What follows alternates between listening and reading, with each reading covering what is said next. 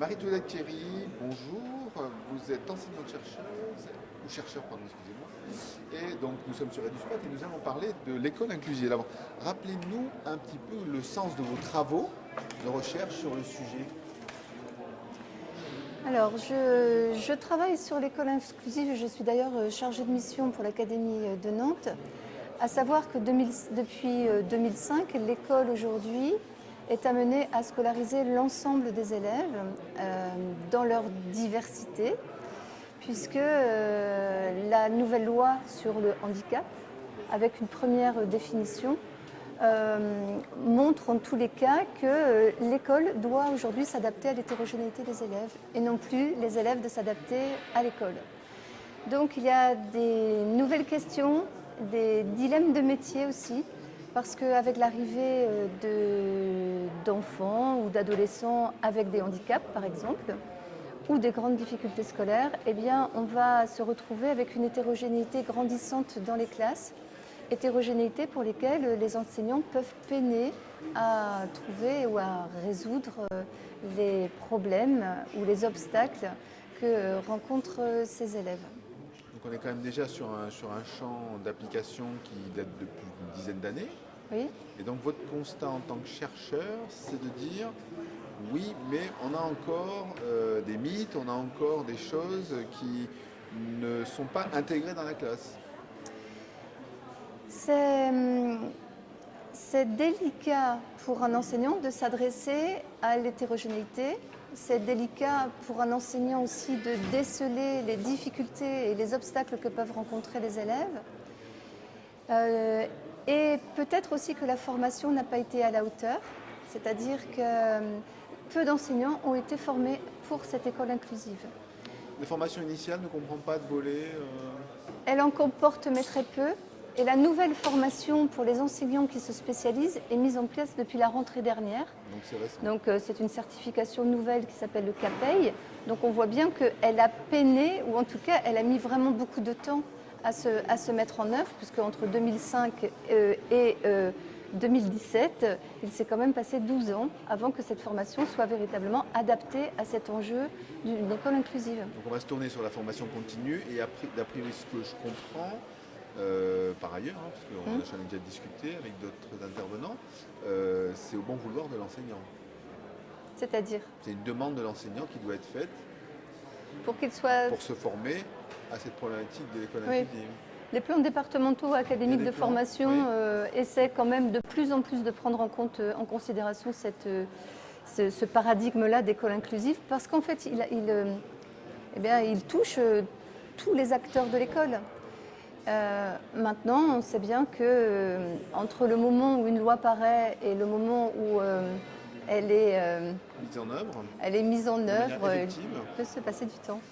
Et il se passe mais du vous temps. dites on est censé, donc il y a des plans qui sont censés, mais est-ce que la réalité, elle est celle-là?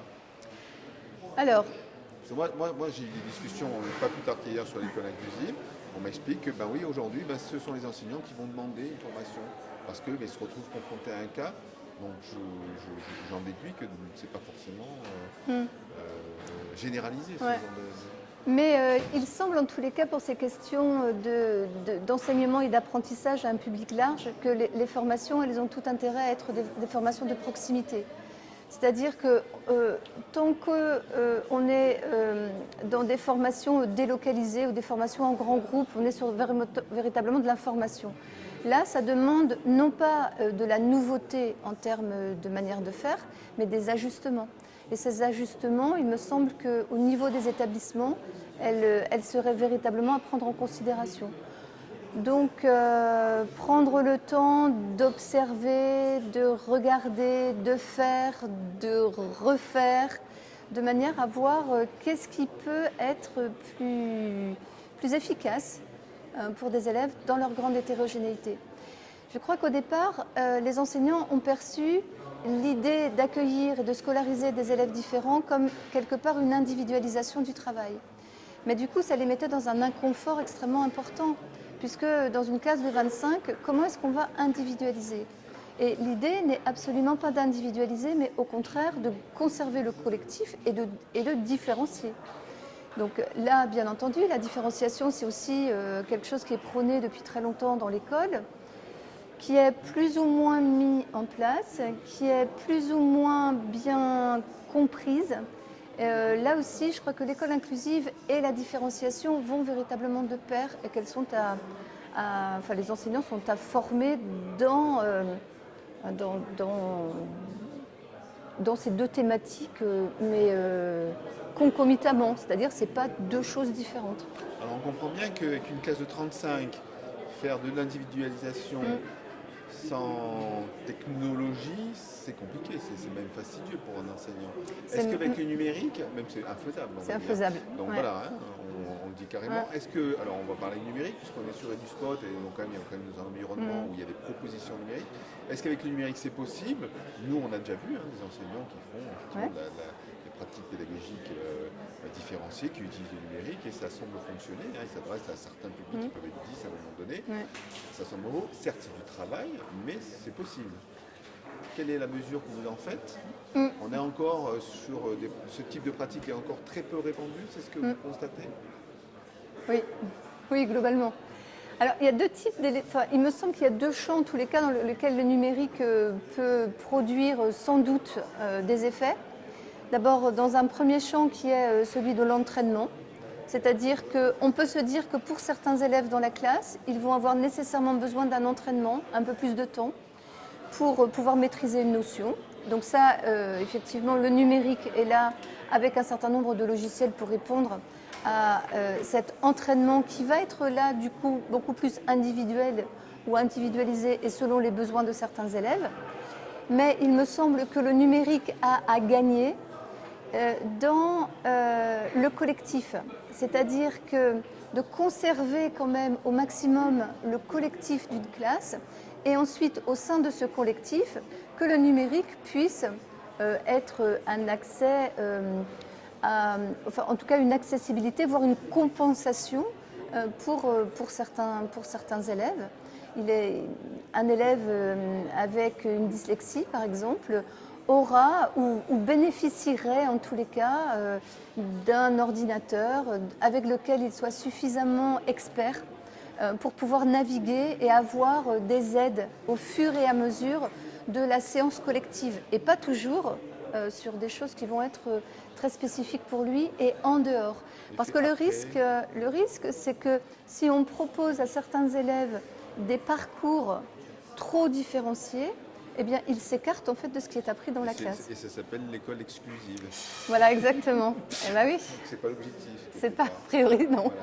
Donc ça, on est dans les. Alors, dans votre discours, je veux dire, ça serait bien que ça se fasse. Alors, est-ce que ça peut se faire et comment on pourrait y arriver? Parce que quelque part, c'est l'objectif, faire avancer les choses. Alors, je sais bien que votre position d'enseignant-chercheur, c'est faire des constats. Est-ce que il vous semble que le système scolaire va vers ça? Est-ce que c'est le manque d'information? On parlait de mythes dans la préparation de cet entretien. Est-ce qu'il y a encore des mythes? Est-ce que les gens ont pas des peurs, mais quelque part on se dit que c'est compliqué, on ne va pas s'attaquer à ça? Alors, sur le côté des mythes, il y a juste un an, il y avait la conférence de consensus sur la différenciation pédagogique dont j'ai eu la chance d'être la présidente. Nous avons entendu les résultats en fait, de 18 chercheurs et qui montrent que dans le monde de l'éducation, par exemple, les enseignants ont été formés sur ce qu'on pourrait appeler aujourd'hui des neuromythes, à savoir cerveau droit, cerveau gauche, les intelligences multiples, les profils d'apprentissage, qui du côté de la recherche la recherche n'a pas réussi à montrer un progrès quelconque des élèves. Donc là, effectivement, traînent en fait des résidus de ce que l'on tient pour vrai et qui ne seraient pas efficaces. Donc là, effectivement, il y a des informations à redonner. Maintenant, je ne sais plus ce que vous m'avez dit. Il y a deux choses. Ouais. Est-ce qu'effectivement, on va arriver à une solution, à mettre en œuvre ce genre de choses? Donc, vous repreniez le thème du mythe. Ouais. Oui, effectivement, il y a des mythes dans les classes, dans l'apprentissage qui a été fourni aux enseignants. Donc, c'est-à-dire qu'en gros, il faut reformater un petit peu les formations des enseignants sur ce sujet. Oui, il y a des connaissances à avoir. Ensuite, deuxième chose qui est aussi un risque, c'est les enseignants pensent qu'il va leur falloir avoir des informations sur les pathologies des élèves. Or, ce n'est pas tant la pathologie de l'élève qui va être intéressante que l'observation de l'élève en situation d'apprentissage.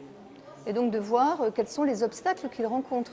Et entre deux élèves dyslexiques, il y a autant de différences qu'entre deux élèves. Donc ça me paraît important. Troisième élément, c'est aussi dans tout ce qui est inclusion de ne pas penser que tout seul on va réussir à résoudre les obstacles et donc qu'il va être plus que nécessaire de travailler en équipe de manière à pouvoir configurer en fait des situations et les reconfigurer pour qu'elles soient plus ajustées aux besoins de l'hétérogénéité des élèves, quoi. Donc du coup, ça signifie avoir recours parfois à des spécialistes, mais pas seulement. Parce que si on n'a recours qu'à des spécialistes, on va déléguer aux spécialistes la responsabilité des apprentissages.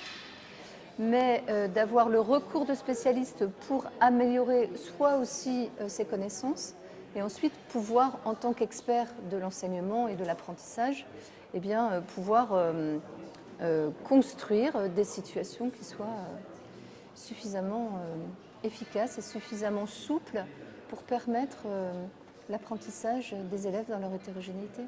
Donc dans votre discours, je sens que c'est pas gagné tout ça. Non, c'est pas gagné. Il y a beaucoup de choses à faire, c'est compliqué, non? Ouais, c'est compliqué, c'est compliqué. Voilà. Parce que, en fait, en tant qu'individu, en tant qu'humain, on a tendance à faire des catégories. Et on a tendance à vouloir mettre les individus dans des catégories et de leur mettre des étiquettes. Mais ce n'est pas parce que je sais qu'il est autiste ou qu'elle est dyspraxique ou autre que je saurai en tant que professeur comment faire. C'est bien, ça n'est pas par l'étiquette qu'il va falloir... que la solution existe. Que la solution existe, mais bien par eh bien, réfléchir aux situations d'apprentissage. Mais là non plus, c'est pas simple, hein, je le sais bien. Donc un gros chantier encore. Oui. Bon, ben bon courage alors. Bah oui. Merci. Merci.